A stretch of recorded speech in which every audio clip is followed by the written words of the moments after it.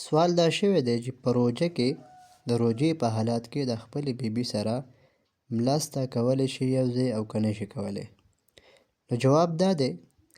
چې بالکل په روژه کې د خپلې بیبي سره هغه مرسته کولی شي، خو په شرط د دې چې د جما اندېشه نه وي. مطلب دا دی چې بالکل نوجوان نوی واده دې کړی وي، هلک وي، او مطلب د واده د دومره وخت نه کېږي، په ځان کنټرول نه لري، نو بیا د بیبي سره چې دی هغه مه سمله، یو ځای خپل د سملاستو ځای ته بیل که. او که چېرته نه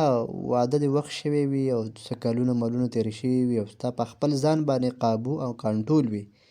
چې زما نه به په روژه کې نقصان را نشي، نو بیا خیر دی، اسباق نه کوي، اسباق نه کوي، د خپلې بیبي سره هغه بالکل چې دی هغه سملاستلی شي او په دې کې هېڅ حرج چې دی هغه نشته دی. او بل دا سوال شوی دی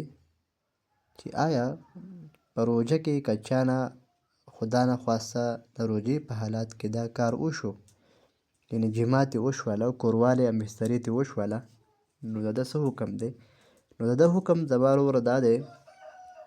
چې دی به 2 میاشتې بیا پرله پسې روژې نیسي او یو به قضا راوړي. دا یوه کفاره ده. که چا د روژې په حالات کې د خپلې بیبي سره کوروالی وکړو، د روژې په حالات کې چې روژه نیولې وي، نو اوس به دی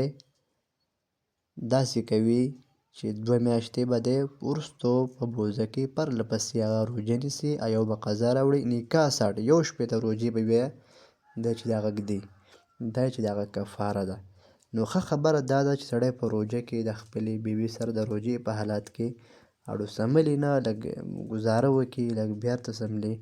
نو دا به ډېره بهتره وي. او هسې هم د شپې دپاره خو الله تعالی اجازه ورکړې ده، د شپې دې بیا سړی خپل ضرورت پوره کوي.